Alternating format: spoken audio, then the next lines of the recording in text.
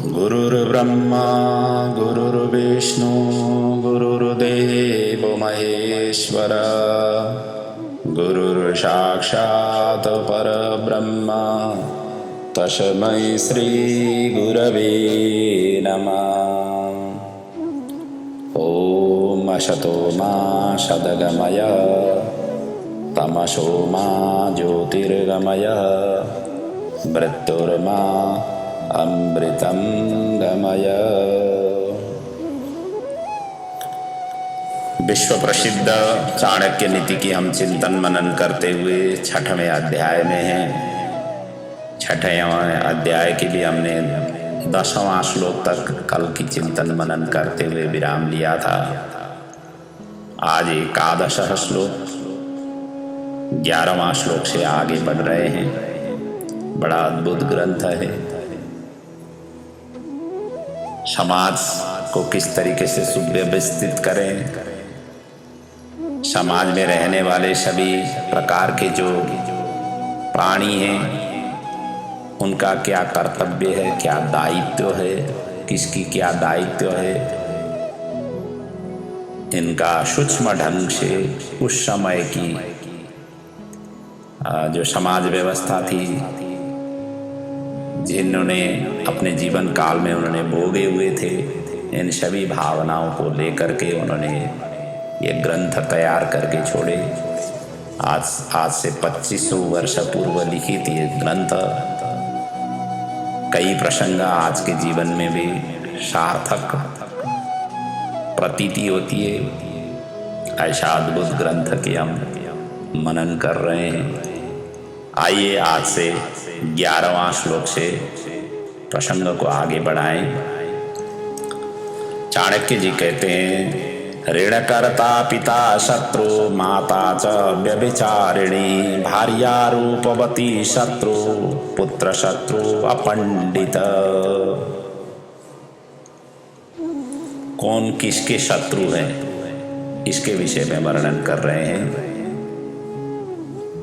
पिता यदि कर्जा ले करके घर के भरण पोषण कर रहे हैं, परिवार का भरण पोषण कर रहे हैं, तो पिता शत्रु माने गए हैं।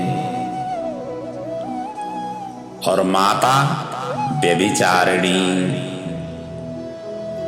व्यभिचार कर्म में यदि संलग्न हो गई है तो माता उस समय शत्रु हो जाती है। और भार्या रूपवती शत्रु, अत्यंत सुंदरी धर्मपत्नी हो तो वो सुंदरता भी उसके लिए वो शत्रु हो जाती है। बेचारे जो है ना, उनको जुगाने के लिए, उनको बचाने के लिए अनेक प्रयत्न उनको करना पड़ता है अपने स्वामी को। अत्यंत सुंदर पन आना स्त्री के लिए भी, मतलब एक पुरुष के लिए शत्रु स्वरूपी माना गया है। और पुत्र शत्रु अपंडित, जो मूर्ख है पुत्र वो शत्रु के ही समान है, ये भाव है। तो कहने का मतलब ये है कि जो पिता अपने संतान पर अपना कर्ज छोड़ करके जाता है वो शत्रु के ही समान है। जो माता होकर के कुमार्ग पर चले, बेविचारी होकर के चले, और संतान के लिए वो माता भी शत्रु के ही समान है। जो स्त्री सुंदर है उसकी रक्षा में पति को बहुत कठिनाई झेलनी पड़ती है। कई तो बड़े सशंकित तो हमेशा होते रहते हैं, क्योंकि सभी की कुदृष्टि जो सुंदरता है वहीं पर पड़ जाती है। इसीलिए वो शत्रु के समान उनका कहा हुआ है। और यदि संतान मूर्ख हो तो माता पिता के लिए उससे बड़ी शत्रु, मतलब शत्रु के ही समान प्रतीति हो जाती है। मूर्ख है तो कुछ कर नहीं पाता है। इसलिए बार बार इस मूर्ख अपंडित, अज्ञानी अपने संतान जो बालक के ऊपर में जिस तरीके से चाणक्य जी ने बार बार कहे हुए हैं कि हमेशा हमेशा समाज को शिक्षित करने के लिए पढ़ाई लिखाई में बड़ा जोर देना चाहिए। बच्चे पढ़ लिख जाएं तो अपने आप ही ज्ञानी होंगे, अपने आप ही विद्वान होंगे, फिर कोई भी समस्या न समाज के लिए उपस्थित होगी, न परिवार के लिए उपस्थित होगी, न किसी के सिर दर्द होगी, वो अपने आप ही सक्षम और सबल होंगे और इसी से ही समाज परिवर्तन हो सकती है, समाज आगे बढ़ सकती है। ये उनकी दृष्टिकोण है। इसलिए बार बार यह मूर्ख पुत्र के विषय में उन्होंने एकदम नीच प्रवृत्ति से उन्होंने प्रस्तुत किया हुआ है। कई बार अपशब्द का उन्होंने प्रयोग करते हुए अपने इस तरीके से अभिव्यक्त किया हुआ है कि सभी के सभी शिक्षित होना जरूरी है, जो ये चाहते हैं। अगले सूत्र में कहते हैं लुब्ध अर्थेन गृह्णीयात् स्तब्ध अंजलि कर्मणा मूर्ख छंदोनुवृत्तेन यथार्थेन पंडितम। कहते हैं लुब्ध अर्थेन गृह्णीयात्, जो लोभी हैं और उसको धन दे करके मतलब अपने रास्ते से हटाना चाहिए। धन का प्रलोभन दे देंगे, धन दे देंगे तो अपने आप ही रास्ते से निकल जाएगा। और दूसरा स्तब्ध अंजलि कर्मणा, जो स्तब्ध कहते हैं घमंडी, अहंकारी, घमंडी, ऐसे व्यक्तियों के आपको मतलब उनके डिस्कस करके उनके साथ में बात विवाद करके समय बर्बाद नहीं करनी चाहिए। जो अहंकार और घमंड प्रस्तुत कर रहे हैं उनको क्या करें, हाथ जोड़ करके आप ही सब सर्वोपरि, आप ही सबसे ज्ञानी है, ध्यानी है, इस तरीके से हाथ जोड़कर से उनसे निकल जाना चाहिए। उनसे बात विवाद करके कोई फायदा नहीं है।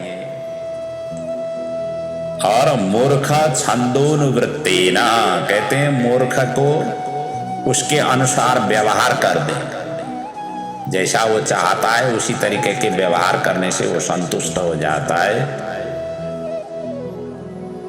और इसी प्रकार पंडित को, विद्वान को सच्चाई से उनके साथ में वार्तालाप करनी चाहिए, अर्थात उसी के साथ में उसको वश में किया जा सकता है। क्योंकि ज्ञानी जो पंडित होते हैं वो सभी चीज़ों की जानकार होता है। उनको छल कपट करेंगे, छल अभिव्यक्त करेंगे, उनको पता चल जाता है। कई व्यक्ति होते हैं ना, अपने होशियारी दिखाने के लिए, एक होशियारी दिखाने के लिए दूसरे होशियार युक्त व्यक्ति के आगे उस तरीके से प्रस्तुत होते हैं। तो ये सांदर्भिक नहीं है, ये कहना इसमें चाह रहे हैं। कहने का मतलब यही है कि लोभी व्यक्ति को धन की लालच, ये लालची होता है। अहंकारी व्यक्ति अपने अहंकार की संतुष्ट वो चाहता है, किस तरीके से वो अहंकार को संतुष्ट हो, उसे नम्रता से वश में करना चाहिए, मतलब हाथ जोड़ करके निकल जाओ। और मूर्ख व्यक्ति की इच्छा अनुसार कार्य कर दो तो वो प्रसन्न हो जाएगा।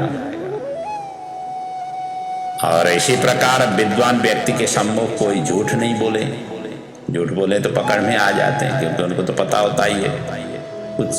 उसे सच्चाई से ही वश में लिया जा सकता है।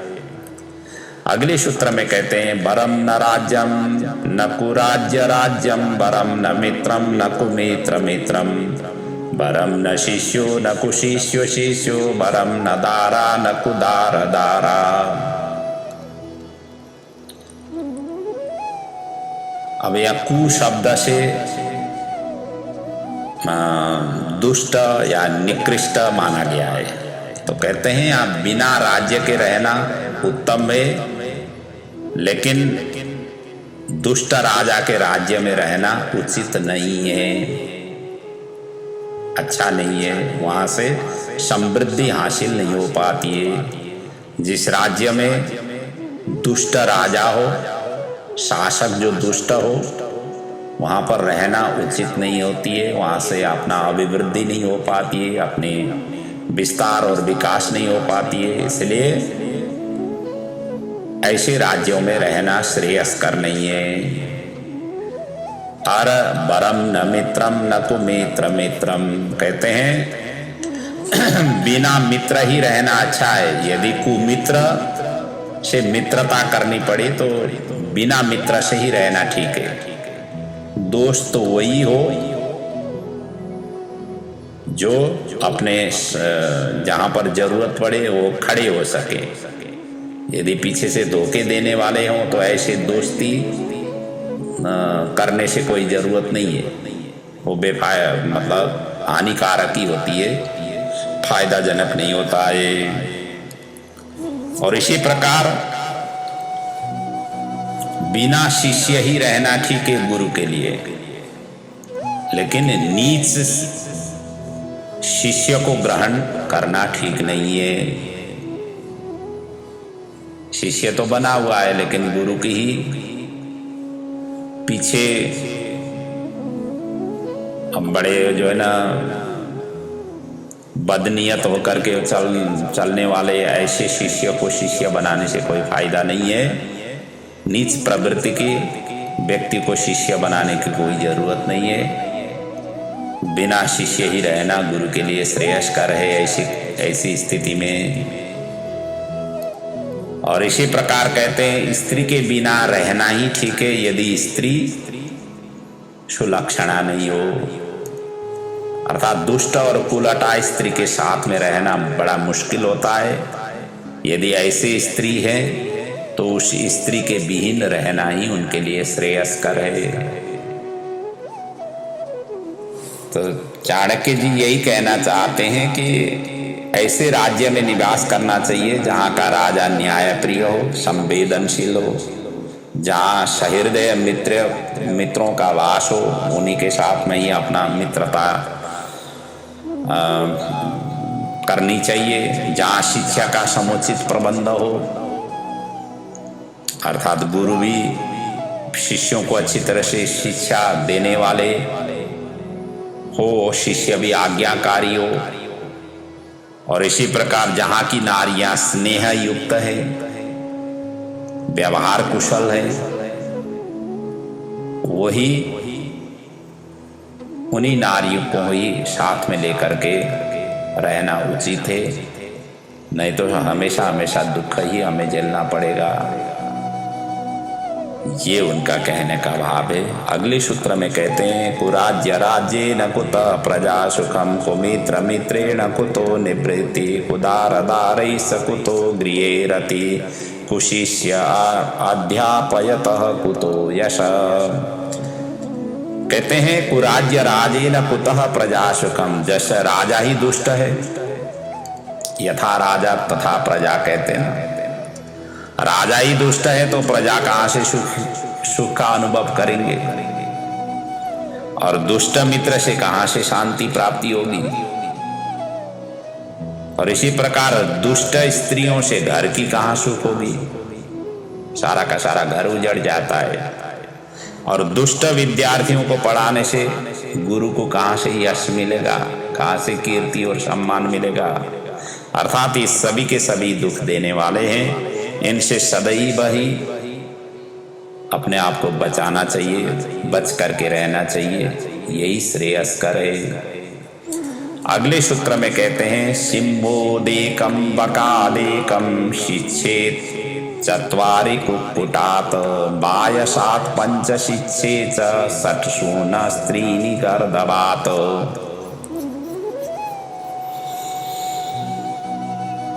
कहते हैं सिंह अर्थात शेर और बगुले, बक कहते हैं बगुले, से एक एक शिक्षा लेनी चाहिए, और गधे से 3 शिक्षा लेनी चाहिए। शिक्षे चत्वारि कुक्कुटात, कुक्कुट कहते हैं मुर्गे को, इससे 4 शिक्षा लेनी चाहिए। और बायसात पंच शिक्षे कौए से हमें 5 शिक्षा लेनी चाहिए। और षट शून स्त्री गर्दवात, तो कहते हैं षट कुत्ते से 6 गुण, उनसे शिक्षा लेनी चाहिए। गधे से हमें 3 शिक्षा लेनी चाहिए। ये यहां पर बता रहे हैं। अब वो क्या क्या शिक्षा लेनी चाहिए इनसे, या आगे के श्लोक में वर्णन कर रहे हैं। और इसका मतलब यही है कि जहां से हमें उचित ज्ञान प्राप्ति होती है, सद्गुण जहां से हमें प्राप्ति होती है, जहां से हमें अच्छी चीजों की प्राप्ति होती है, उसे तुरंत ही ग्रहण करना चाहिए, उसको विलंब नहीं करना चाहिए।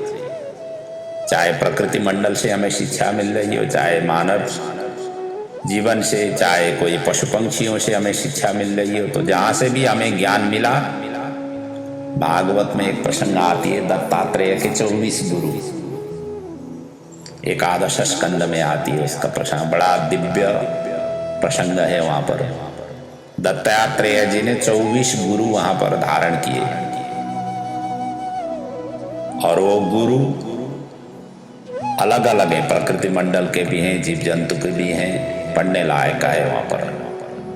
तो जहां जहां से हमें शिक्षा मिलती है वहां वहां से लेना चाहिए, ये है कहने का मतलब। अभी इनका आगे के श्लोकों में वर्णन किया गया है कि इन जीव जंतुओं से हमें क्या क्या शिक्षा लेनी चाहिए। किसी से 1 कहा, किसी से 2 कहा, किसी से 3, किसी से 4, किसी से 5, और उनमें क्या क्या गुण है ऐसी। अभी इनका सविस्तार आगे वर्णन है। कहते हैं प्रभु तम कार्य अल्पम वा यन्नरः कर्तुमिच्छति सर्वारंभेन तत्कार्यं सिंहोदेकं प्रचक्षते। सिंह से हमें एक गुण लेनी चाहिए, वो क्या? कहते हैं काम छोटा हो या बड़ा, उसे एक बार हाथ में लेने के बाद में नहीं छोड़ना चाहिए। और वो शिक्षा सिंह प्रधान शेर से हमें लेनी चाहिए। जैसे शेर क्या होता है कि कोई भी शिकार को उसने पकड़ने के लिए ठान लिया तो पकड़ करके ही रहेगा। पहली बात तो जब पकड़ में आ जाएगा तो उसको छोड़ेगा नहीं, दिलो जान लगा करके उसको शिकार पकड़ने के पश्चात उसको शिकार करके ही छोड़ेगा।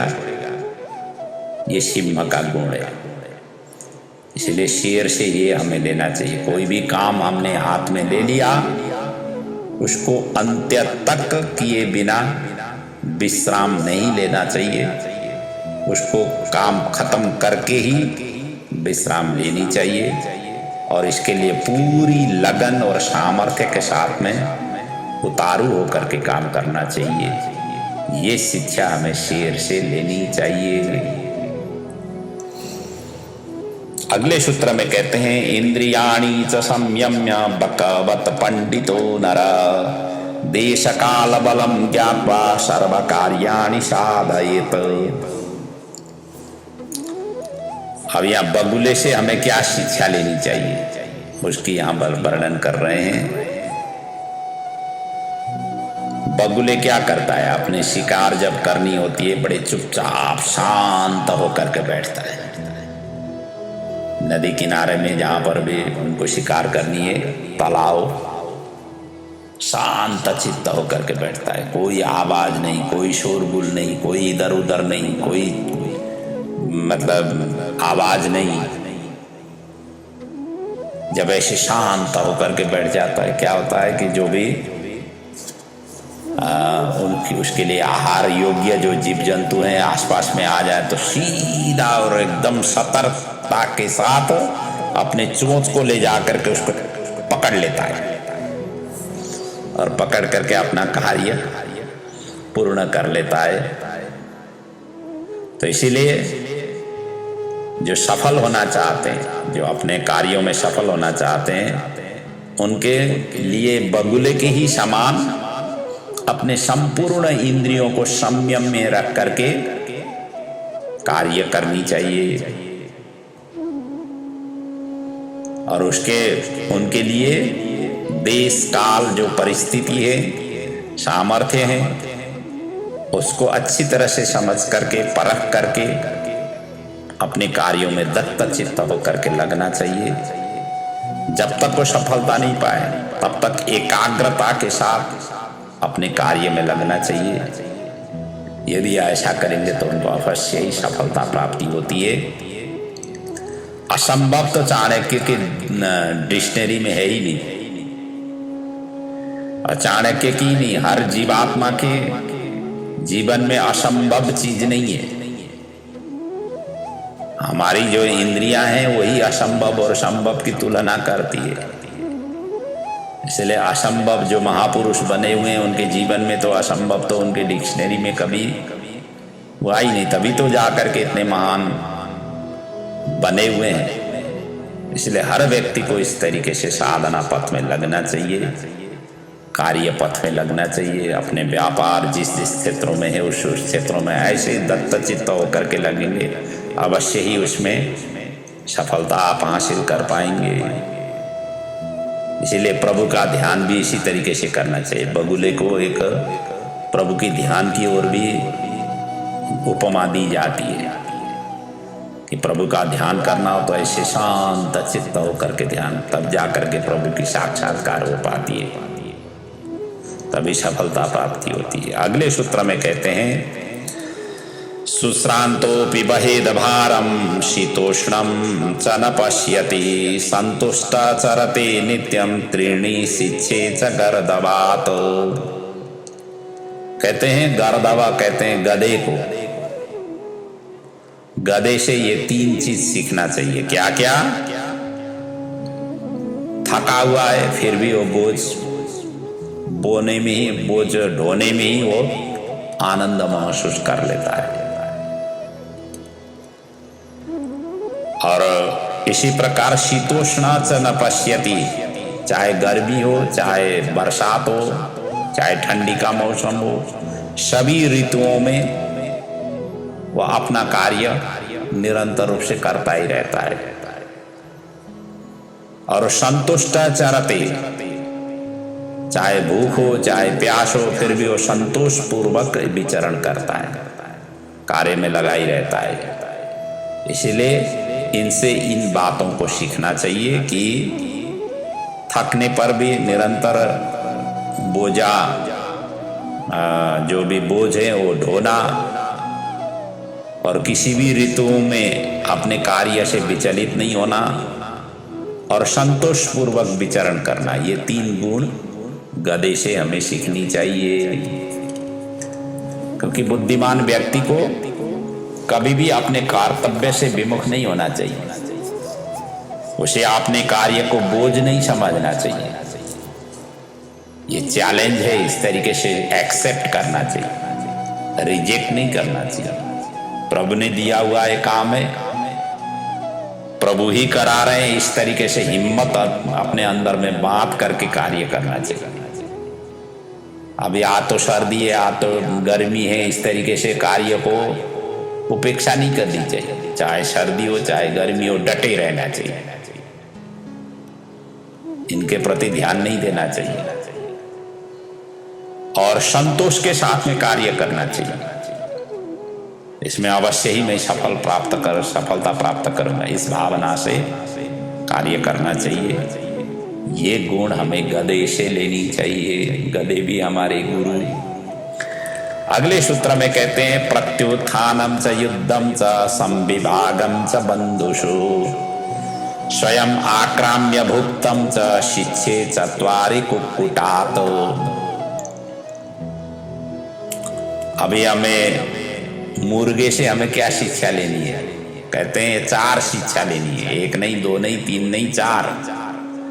वो क्या करता है? देखिए, ब्रह्म मुहूर्त में जागना, मनुष्य होकर के ब्रह्म मुहूर्त में हमें जागना चाहिए। आज तो छुट्टी है, आराम से उठे, ऐसा नहीं। जैसे ब्रह्म मुहूर्त में जा करके कुक्कुट क्या करता है, मुर्गा आवाज दे देती है, और रण में पीछे न हटना। ये भी है, मुर्गे जब एक बार फाइट करेंगे तो बड़े जोर शोर से फाइट, जिन्होंने देखा हुआ है एकदम से अच्छी तरह से लड़ते हैं। ये दूसरा है। तीसरा, बंधुओं में किसी भी वस्तु का बराबर भाग करके ग्रहण करना। आप जो है ना, कोई भी चारा है मुर्गे के आगे आप छोड़ देंगे तो अकेले ही वो नहीं खाएगा, मतलब अपने छोटे बड़े सभी को साथ में लेकर के सारा बीन बीन करके वो ग्रहण कर लेता है, सभी के साथ में शेयर कर लेता है। मनुष्यों को भी अपने पास में धन दौलत आ गया, प्रभु ने ऐसी कृपा की तो उसका अपने परिवार को संतुष्ट करने के लिए उस धन को प्रयोग में ले आना चाहिए। किसी का जीविकोपार्जन हरण नहीं करना चाहिए, जैसा है मुर्गा नहीं करता है। छोटा को तो वो दबा सकता है ना, भगा सकता है। बाकी अन्य जीव जंतु देखिए, अन्य जीव जंतु को भरण पोषण के लिए कितना वो करते हैं। जैसे शेर का ही देखिए, शियार यदि उसके आसपास में चल रहा हो, शेर भी तो मांसभक्षी है, शेर ने कोई शिकार किया हुआ है तो शियार को आने नहीं देता है। इस तरीके से रक्षा करके खुद ही भक्षण कर लेता है, लेकिन मुर्गे में ये नहीं है। और इस तरीके की शिक्षा मुर्गे से लेनी चाहिए। मुर्गे में ये 4 गुण होते हैं कि वो सुबह उठ करके आवाज कर देता है, इसलिए जल्दी उठना चाहिए, एक शिक्षा वो हो गई। और दूसरे मुर्गों से लड़ते हुए पीछे नहीं हटता है, ये दूसरी गुण है। अपने खाद्य को, अपने जो भी चीज मिला हुआ है वो बांट करके खाता है, ये तीसरी शिक्षा है। और अपने ही परिवार में ही वो संतुष्ट रहता है, ये 4 शिक्षा है। तो ये शिक्षा इनसे लेनी चाहिए। अगले सूत्र में कहते हैं, गुणम च मैथुनम धराष्टम काले काले च संग्रहम अप्रमत्त विश्वासम पंचम शिक्षे च वायसाते। 5 शिक्षा हमें कौवे से लेनी चाहिए। क्या क्या है? मैथुन, गुणम च मैथुनम धराष्ट, ये मैथुन जो क्रिया है ये गुप्त स्थान में करता है। कौवा किसी को दिखा करके ऐसे अपने मैथुन कार्य नहीं करता है। और दूसरा, ये छिप करके चलता है। और तीसरा, समय समय पर सभी इच्छित वस्तुओं का संग्रह भी कर लेता है। और चौथा है, सभी कार्यों में सावधानी रखता है।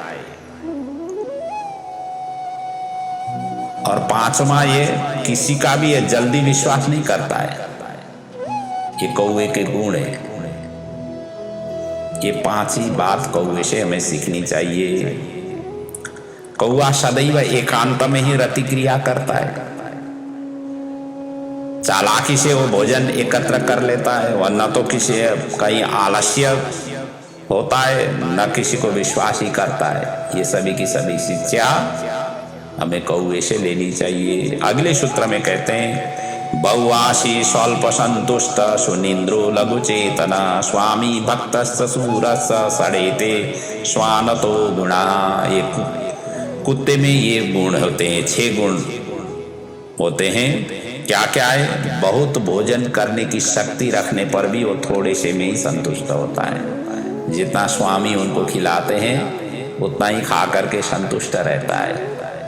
भोजन ज्यादा करना भी आलस्य शरीर में आ जाती है, 15 आ जाती है, इसलिए भोजन ज्यादा करने की कोशिश नहीं करना चाहिए। हल्के फुल्के से यदि शरीर स्वस्थ रहता है, हल्का फुल्का से शरीर जो है स्फूर्तिवान रहता है, जो कुत्ता करता है। और दूसरा, सुनिंद्रो लघु चेतन, अच्छी नींद में सोता है। लेकिन इतना सोते हुए भी जरा सी ही कहीं से आवाज आ गई, फटाक से उठ जाता है। इसलिए हमेशा सोते हुए भी अच्छी तरह से सोना चाहिए, एक शिक्षा हो गई। और सजग होकर के कहीं ऐसे कुछ भी आवाज आए तो फटाक से उठने की भी, जैसे कुत्ते में होती है गुण, वो गुण हमें भी अपनानी चाहिए, लेनी चाहिए। और अपने रक्षक से प्रेम करें, अपना जो रक्षा करने वाले कहते हैं जो स्वामी है, स्वामी के प्रति हमेशा हमेशा वफादारी होता है। वो जिन्होंने हमें भरण पोषण किया हुआ है, जिनके आश्रित में हम रहे हुए हैं, उनके प्रति हमेशा हमेशा वफादारी होनी चाहिए। उनके ऊपर में कभी भी कृतज्ञता नहीं करनी चाहिए, धोखा कभी भी नहीं देना चाहिए। जहाँ जिस क्षेत्रों में हम कार्य कर रहे हैं, जिन्होंने वो कार्य दिया हुआ है, उसके प्रति कभी भी ऐसे कार्य नहीं करना चाहिए जिससे स्वामी के प्रति आँच आ जाए। जैसा कि कुत्ता अपने स्वामी के प्रति वफादारी होती है और हमेशा हमेशा शूरता दिखाता है, भले ही नहीं काटे या फाइट भी नहीं करे, फिर भी जो है ना, कुछ भी आवाज आए घर के चारों तरफ घूम करके अपना जो है ना चौकन्ना बना करके रखता है कि मैं अंदर हूं, कोई भी यहाँ आ जाए तो मैं उनका कल्याण करूंगा। इस तरीके से चौकन्ना बना करके रखता है। ये स्थिति गुण उनसे लेनी चाहिए। इन 6 गुणों को कुत्ते से सीखना चाहिए। तो कहने का मतलब यही है कि मनुष्य को जो मिल जाए उसी पर संतोष कर लेना चाहिए। जैसे कुत्ते ने लिया हुआ है, अच्छी नींद लेना चाहिए, परंतु सतर्क और चौकन्ना रहना चाहिए जो कुत्ते में अंदर है। और अपने मालिक के प्रति स्वामी भक्त जो वफादारी है वो होनी चाहिए। सूरवीरता दिखाने के पीछे हटना नहीं चाहिए। ये सभी के सभी गुण कुत्ते के अंदर में है। तो अगले अंतिम सूत्र में कहते हैं एतान विंशति गुणान आचरिष्यति मानव कार्यावस्थासु सर्वासु अजेय समभिष्यति। ये टोटल विभिन्न जीव जंतुओं के आधार पर ये 20 गुण बताए गए और ये 20 गुण अपने जीवन में यदि उतार पाएंगे तो और इसका आचरण कर पाएंगे तो सदैव ही हर कार्यों में व्यक्ति सफल होकर के उत्तर पाता है, विजय प्राप्त कर लेता है। ये उनकी भाव है। अंतिम श्लोक में इस तरीके से उपसंहार किया गया है। तो इन जीव जंतु को जैसा कि हालांकि इस अध्याय की जो आरंभिक जो श्लोक थे उसमें चाणक्य जी ने कुत्ते और कौवे को जिस तरीके से वर्णन किया था, यहाँ आकर के उनका परिपूर्णता प्रदान की हुई है। जीव जंतु से हमें ये शिक्षा लेनी चाहिए। तो कल के प्रसंग में जैसे हमने बताया था ना कि इसका प्रसंग आगे इसी अध्याय के अंतिम में वर्णन की गई है, तो यहाँ पर इस तरीके से इनका वर्णन हुआ है। तो आज की प्रसंग को मैं यहीं पर विराम ले रहा हूँ और इसी के साथ में ये 6वां अध्याय भी पूर्ण हुआ है। बाकी एक ही अध्याय की पुनः चिंतन मनन आगे की पड़ाव में करते रहेंगे, करते जाएंगे। तो इससे हमें जीवन में कुछ न कुछ ज्ञान मिले, जीवन सहज और सरल बनाने में सहायक सिद्ध हो। चाणक्य की जो वाणी को श्रवण करके यही प्रभु के चरणों में बंधन प्रार्थना सहित मैं अपने वाणी को विराम दे रहा हूँ। ओम पूर्णमदः पूर्णमिदं पूर्णात् पूर्णमुदच्यते पूर्णस्य पूर्णमादाय पूर्णमेवावशिष्यते। ओम शांति शांति शांति। ओम।